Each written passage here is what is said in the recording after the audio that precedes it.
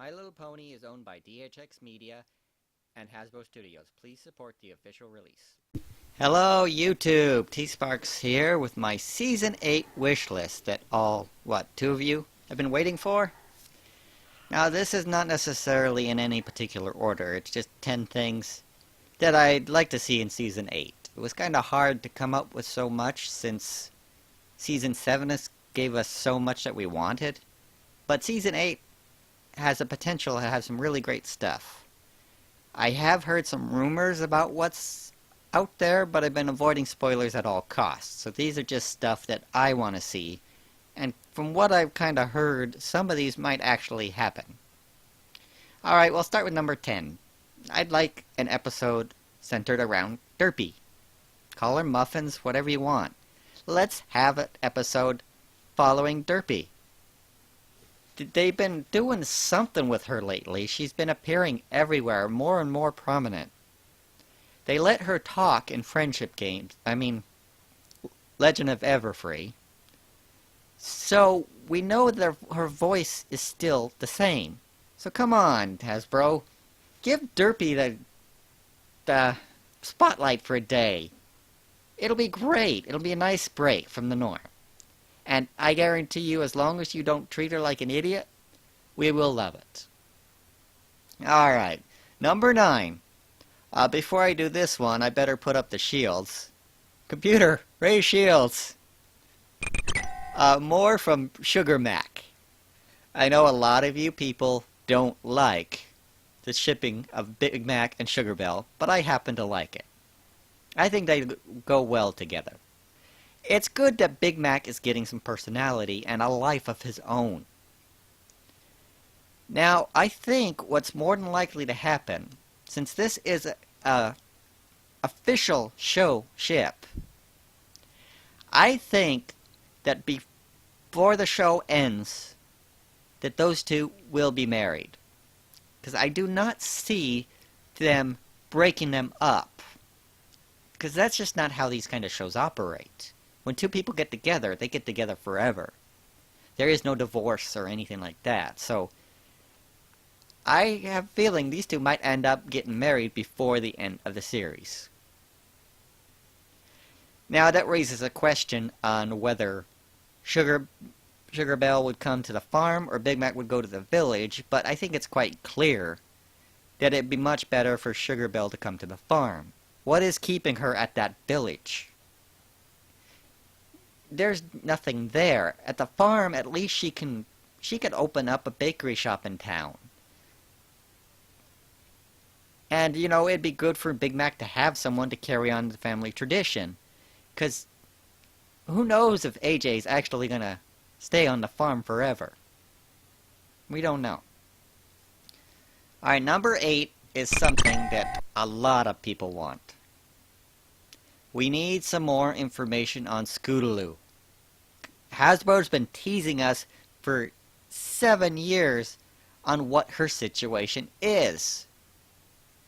They came close in Season 7, when she admitted she does not have supportive parents. But I'm skeptical because of what the limits of the show are. They did kind of show an abusive relationship with Diamond Tiara and her mother, but they sugarcoated it so much that I had to have the tooth removed. So, I doubt they do a neglectful parent story. Although, if the show is coming to an end, they have the opportunity to take a risk on it. If it's ending anyway, you might as well go out big. So we need something from Scootaloo. I've seen a screenshot of something that has to do with her aunts or something, but that's as far as I got. Oh, that's another thing. Malevolous, if you happen to see this video, will you work on your thumbnails? You spoiled me on so many big things. Please, just don't put such spoilery thumbnails. Yeah, like you're gonna see my video. Anyway, Now here's something that a lot of people would probably want. Or enjoy anyway. Tempest. Bring her into the show. They said the movie's canon, and according to what I've heard of Season 8, that is a fact. Now, I don't know how far they'll go, but bring her into the show. She'd make a great addition to the group. Think about this. What if Tempest can join Starlight's new main six? We got Starlight Glimmer. We got Sunset... not Sunset. Sunset's staying in the human world. We got Starlight Glimmer. We got Trixie. We got Maud. We got Tempest. And then, you know, why not get Gabby? And maybe, I don't know who else past Gabby. Gilda? No, I think she's busy in Griffinstone. Anyway, something like that. Let's get Tempest to Equestria. Let's see how she adapts to being back in pony life after being gone for almost her entire life. We have seen ponies with broken horns before. In Season 6, on the god-awful Where the Apple Lies, in the hospital there was a stallion with his horn cut off. So we have seen it before. And Equestria being Equestria, I highly doubt that she would be ostracized. That's not how the ponies usually work. Sure, there's going to be some gossip. But for the most part, I think more people would be upset that their former conqueror is here with them. Now, people argue that with Starlight, but they never knew what Starlight actually did. They're very clear on what Tempest did. So, that would be an interesting new twist. And think about this. Have Starlight Glimmer help Tempest adapt to society. Full circle, people. Full circle. Alright, I don't want to spend too much time on this. Number 6. Let's get some time with the legends. The pillars. They're back. They have to adapt to modern life. Let's have some stories with them. Somnambula had the best situation to go back to of all of them. Her village was still there, and they still revere her. She is the key to that town, so she will be worshipped there. Orakhuf's island is gone. It's still there, but it's just ruins now, and nobody lives there. It's an archaeological site, so what is he going to do now? How about a shipping of Applejack and Rockhoof? Wouldn't that be funny? Somnambula... Oh, I already talked about her, sorry. Mage Meadowbrook... I have a feeling that she'd rebuild her settlement in the swamp. Nobody's there but her distant relative. But if people hear that Meadowbrook's back, they're going to start coming back to the swamp. I could see a community rising around her. Flash Magnus, I'm not sure where he'd end up. Maybe he'd be best as a bodyguard for Twilight. He'd make a good guard. He's got the shield, and he's just as strong as Rainbow Dash. That might be an interesting twist. Star Swirl, I have no idea what they're planning to do with him. Said he was going to wander, and then eventually come back to Canterlot. So, I have no idea what they're going to do with him. So it'd be nice to see something from them. Number 5 has to do with the legends, but Star Swirl, we need some information on him. How about a scene where Twilight tells him what happened with the Dazzlings? He sent them to the human world. So everything that happened in the Equestria Girls' world was his fault. Not not Sunset's. This was Star Swirl's doing. He's the one that started the whole thing rolling. What would he think about them having an open portal to the human world? And did he create the portal mirror? We know he sent them to the human world, but who created the mirror? Was it Star Swirl or someone using his spell? That is something we could really want to know. Now, they were very vague with the timeline on the pillars. All we know is that somewhere between 1,000 and 4,000 years ago, because they always said over 1,000 years. But we know that Celestia was a full adult 1,000 years ago, and he said the last time he saw them, they were like teenagers, so they had to be older than that. I'm guessing about 2,000 years ago. They were very vague with this. They just said over 1,000 years. But, you know, that's the way the show works. Everything happened 1,000 years ago. But, you know, let's get something with Star Swirl. Explain the alicorn spell. Did he create it trying to turn himself into an alicorn? Because that raises a lot of questions. Number 2. Or 4. Let's have a parents' crossover. Let's get all the parents together for a party or, I don't know, a festival of some kind. They have festivals every other day, so let's just have a festival and have all the families show up at Twilight's castle for a meal or something. Everyone except Bright Mac and Pear Butter, obviously. But let's have everybody else show up and have like a family episode. It could be just like a little clip show. You know, a low-budget show, you know?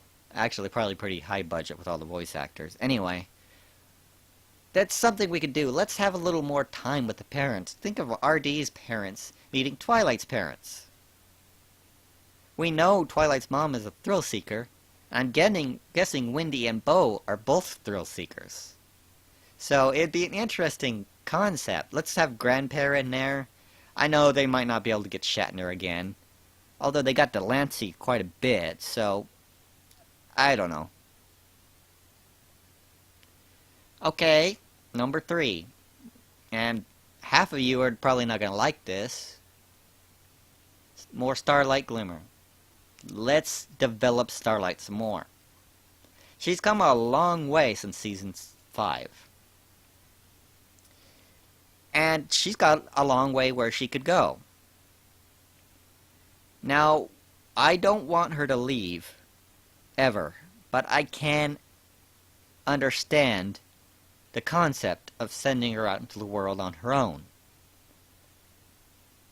But I don't really think it would go that way. Now, I think the most likely scenario is, and this is just all conjecture, it's got nothing to do with reality or anything I've heard. This is just what kinda I want to happen. Celestia decides she wants to step down.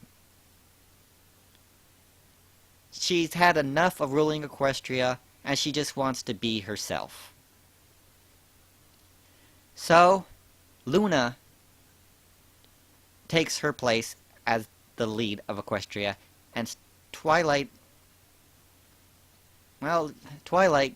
could take the place for Luna. But now that I think of it, I think Twilight would do better in Celestia's place than Luna.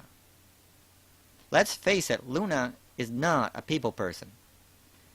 She'd do okay with the administrative parts of ruling, but the inspiring of the people is something Luna's always struggled with. Twilight might actually make a better day-to-day ruler than Luna. That's an interesting thought. I'll have to get some more thought into that and maybe put out a video later. But that would be a good end to the series. Have Celestia step down, Twilight ascend, and then Starlight can take over as the Princess of Friendship. Now, you do not have to make her an alicorn. I think it would actually make more sense to keep her a unicorn. Although it can be argued that with her being a unicorn princess, that she might say that unicorns are better than other species. But we've never really seen any indication that the other species feel inferior, except for the one scene in Flurry of Emotions where Charlie complained about having to write with her mouth. That is the only time in the entire show we've seen the Earth Ponies complain that they're not as good as the unicorns when it comes to dexterity. So you make Starlight take over for Twilight, and she starts her new group. Now, Applejack is probably going to stay on the farm forever, but we don't know that for a fact. Pinkie has really nowhere to go. She's just an apprentice baker, and her only purpose in life is to make people happy, so there's really no reason for her to go anywhere. Fluttershy is Fluttershy, and she got a sanctuary now, so she's not going anywhere either. But it would be an interesting concept, I think, to come up with that. I have no idea what their plan is to end the show. If it's going to be a big epic fight, or it's going to go out with a fizzle. I know we got Season 8, and I've heard rumors there's Season 9 too. And then Gen 5 afterwards, but I don't know if that's for a fact. I've been avoiding that. Number 2. Let's have some more adventure plots.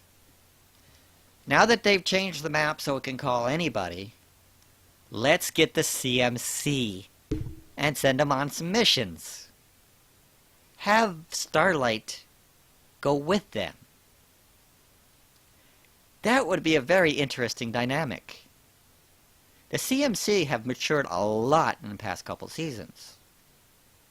Although they have had some episodes where they kind of downgraded their personalities for a while. But for the most part, they're very mature now.